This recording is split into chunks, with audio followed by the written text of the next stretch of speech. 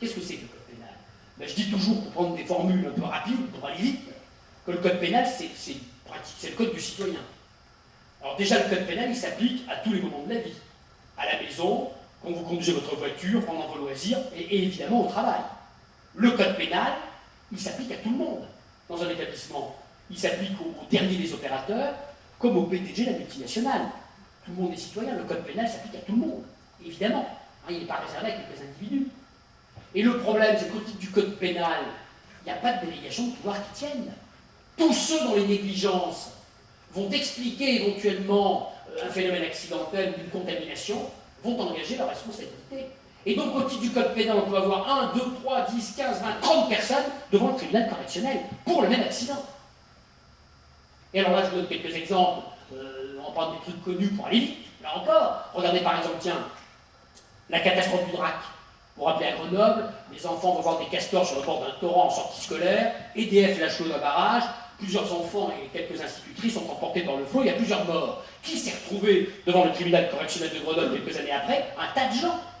Les chefs d'établissement scolaire, l'inspecteur d'académie, les institutrices qui accompagnaient les survivants, les gens d'EDF, la ville de Grenoble en tant que personne morale qui a organisé la visite, le préfet, plusieurs cadres des services techniques de la ville de Grenoble, bref, ils étaient une trentaine devant le tribunal correctionnel, tous poursuivis pour homicide involontaire.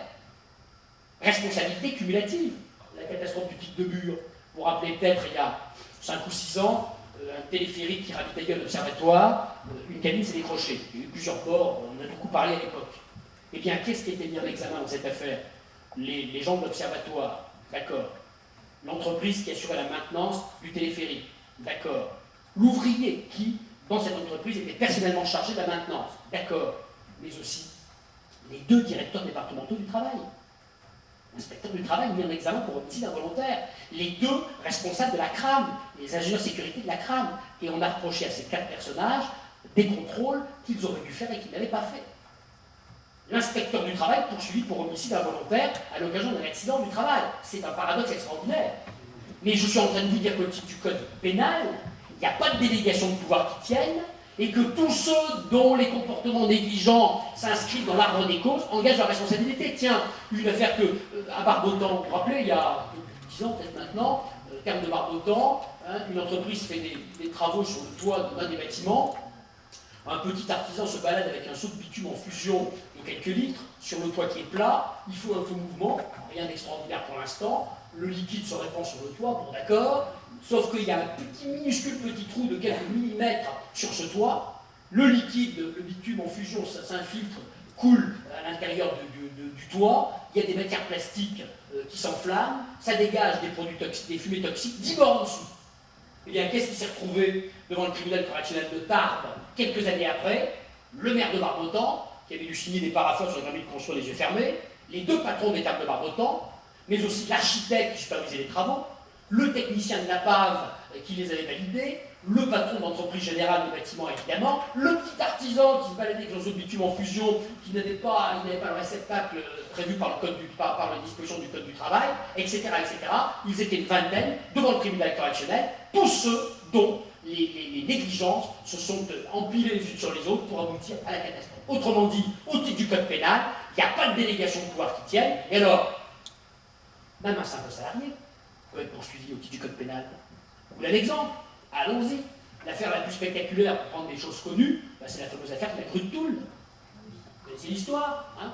En plus, ça implique un salarié intérimaire. Hein? On est à Toul dans l'Est, petit chantier de bâtiment. Ce matin-là, il est 10 h du matin, vous avez un chef de chantier, 30 ans de métier, 1 mètre sur 1 mètre, un jour de chez dur, un petit intérimaire qui vient d'arriver, mais qui est un grutier professionnel. Hein? Et ce matin-là, donc, le grutier descend vers 10 h de sa grue, il dit chef, le vent est en train de monter, il est en train de dépasser les rafales qui commencent à dépasser les vitesses réglementaires, il faut mettre un grand drapeau, il faut s'arrêter. L'autre lui dit allez, dépêche-toi, dans ta grue, on a 2 jours de retard, t'inquiète pas, il y a de la marge, allez, hop, au boulot. Il remonte dans sa grue. Il redescend une demi-heure après, chef, ce coup-ci, le vent continue à monter, ça m'inquiète, il faut s'arrêter, ça devient dangereux. Allez, remonte dans ta grue, dépêche-toi, les règles de sécurité, c'est fait pour les blaireaux, il y a de la marge, ça fait 20 ans que je fais le boulot, t'inquiète pas, je te le dirai, on continue, on se dépêche. Il remonte. Il redescend encore vers 11 h 15 du matin, et il dit chef, il faut arrêter, c'est plus des rafales, le vent est constant, mon alarme vient de se déclencher, faut arrêter. L'autre lui dit tu remontes dans ta grue sinon je te vire. L'autre remonte dans la grue, puis évidemment ce qui devait arriver arrive, quelques minutes après la grue bascule, tombe sur le collège qui jouxte le chantier, plusieurs élèves sont écrasés par la grue, il y a plusieurs morts, le grutier d'ailleurs lui-même sera grièvement blessé puisqu'il faudra l'amputer d'une jambe. Eh bien, qu'est-ce qui s'est retrouvé devant le tribunal correctionnel de Nancy quelques temps après? Le conducteur de travaux, le chef de chantier, le conducteur de travaux, le patron de cette entreprise locale de bâtiment, mais également le grutier. Car le procureur de Rémy a dit, monsieur le grutier, tu es un grand garçon, tu es grutier professionnel, tu connais les règles de ton métier, tu as l'habilitation, le diplôme, tu as la formation, tu n'aurais pas dû obtempérer aux aboiements du chef de chantier, hein. Tu aurais dû exercer, s'il le fallait, ton droit de retrait, tu n'aurais pas dû remonter dans la grue, tu es monté dans cette grue en dépit du danger évident, toi aussi tu as participé au phénomène accidentel. Alors en première instance, vous imaginez que les avocats du grutier ont fait feu de tout bois en disant foutez la paix à ce malheureux, hein, mais qu'est-ce que c'est que ça? Trop facile, il y a qu'à, il aurait fallu que.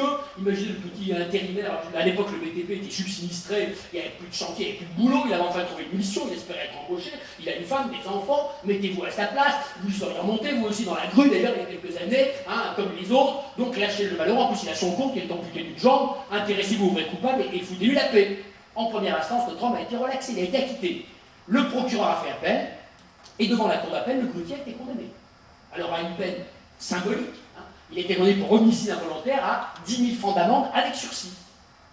Mais symboliquement, la cour d'appel a bien voulu marquer que tout simple salarié qu'il était, parce qu'il avait la formation, hein, la compétence, eh bien, il n'aurait pas dû, il connaissait les règles de sécurité, il n'aurait pas dû remonter dans la grue. Alors attention, je ne suis pas en train de vous dire évidemment que ceux qui obéissent à des ordres débiles sont plus coupables que ceux qui donnent les ordres. Parce que là, la cour d'appel a fait le ménage. Chef de chantier, 2 ans de prison ferme. Conducteur de travaux, 1 an de prison ferme. Le patron d'entreprise, 1 an de prison avec sursis. Et le grutier, 10 000 francs d'amende avec sursis symbolique. Je suis en train de vous dire qu'au titre du code pénal, tout le monde est éventuellement responsable, même moi. Moi, on donne des conseils sur les entreprises, si on écrit des âneries, hein, s'il y a un pépin dans un établissement, si le chef d'établissement, avant le juge d'instruction, on dit regardez, moi, c'est l'avocat qui m'a dit de faire ça, j'ai vu ce que l'avocat m'a dit. Si le magistrat estime que l'erreur juridique que j'ai fait faire au client explique aussi l'accident, eh bien, j'accompagnerai le client dans le tribunal correctionnel ou le collaborateur qui a signé des âneries. C'est normal. Et donc, au titre du code pénal, responsabilité cumulative.